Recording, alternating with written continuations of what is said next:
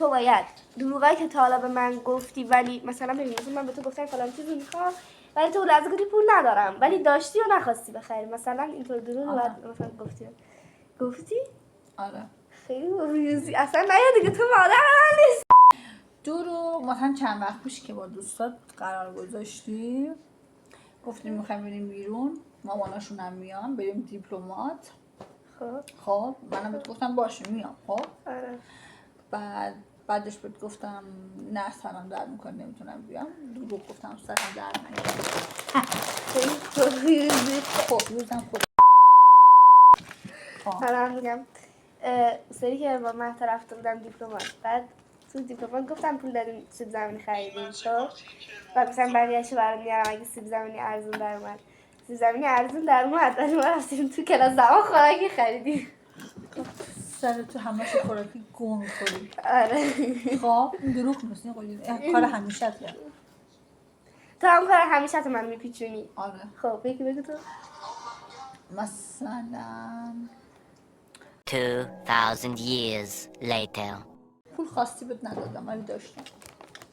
خیلی بیشوری وقت چرا ندادی؟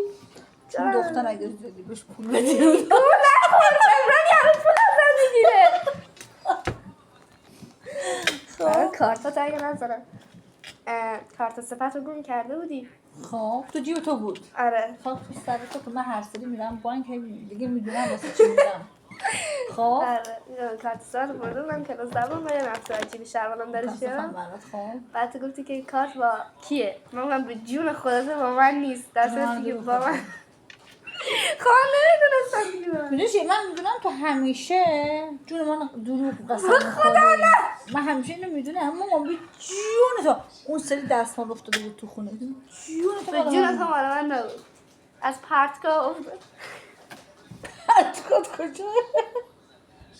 از پرتگاه خونه خب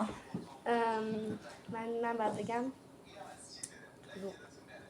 من اصلا دروغ نمیگم مثلا مادر اصلا دروغ نمیگی اصلا محال اینو قضاوت چه لزومی داره نکنید بچهش دروغ بگه مادر خیر بچه‌شو میخواد.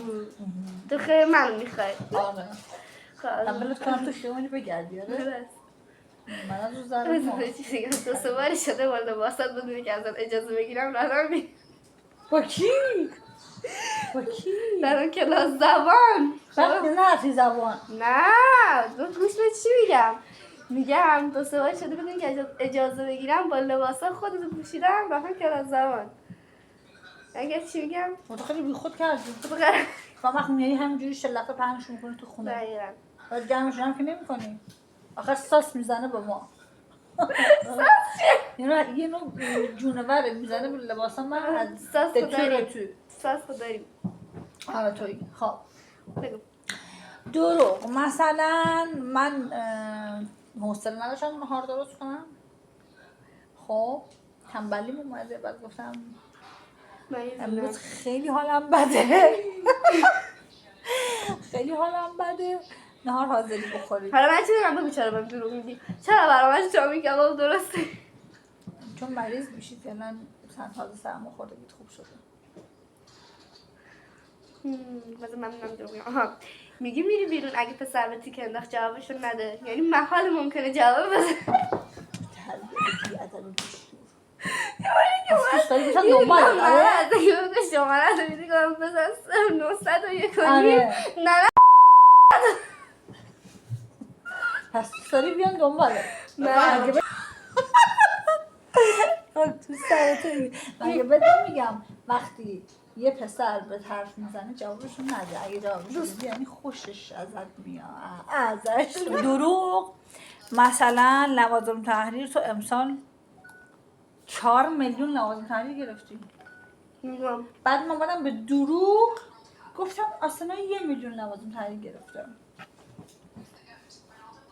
دروغ محسوب نمیشه. پس چی محسوب میشه؟ اون چون من میدونستم چقدر خریدم. من همیشه تو دروغ میگم. من اصلا تو دروغ نمیگم. من همیشه تو دروغ میگم. نه یاد بگم. خود چی بگم دروغ نگفتم. دروغ زیاد نگفتی؟ آها شده مثلا نمره مثلا میشه 13 بعد مثلا با نمره کلاسیم جمع شه مثلا میشه 17 ریاضی بعد مثلا من به تو نگفتم با نمره کلاسی جمع شده گفتم نمره خودت مثلا بقیه بوده آره خیلی شده میدونم. به نکته مثبت فکر کن نمره کلاسیم زیاد بودن مهم امتحان بوده. دروغ باز یه دروغ دیگه سر امتحان قرآن بودیم اما هیچی بلد نبودم مال همین 45 روزه واسه تو دیگه پشت سریم برگشت پاره کرد نوشت رو برگشت بگو خرخونه کلاس قشنگ برگشت بعد دبیر وقتی درگاه رو تصحیح کرد من خودم دسته مثلا دبیر قرآن بعد تو خودت قرآن بلد نیستی. بابا من موقعی که ریده بودی تو چشمی هم هد میزنم باید فکر کرد دخترم معجبه چیزی هم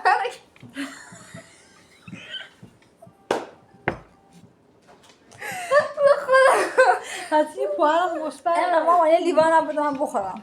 الان قشنگ 7 دقیقه است داریم خودمون رو کوچیک می‌کنیم که هم دیگه خواهد هرم دروغ که زیاد دارم. منظورم. زیاد بهتون دروغ گفتم. چقدر میخوای؟ بس پرش کن. پره. دروغ که زیاد بهتون گفتم ولی خب متاسفانه یادم نیست. دروغا مشترک بین من و امران میکنم ما خیلی نامت دارم تو امران مشترک بوده یعنی مثلا همیشه وایفا خراب میشه برای امران میگه اگه وایفا درست نشه آسان من خفت میکنم تو خرابش کردی. نه دروغایی که به من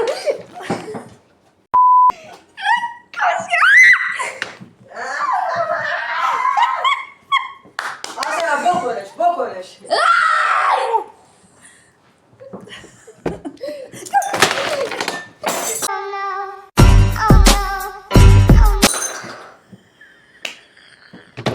ما رفتیم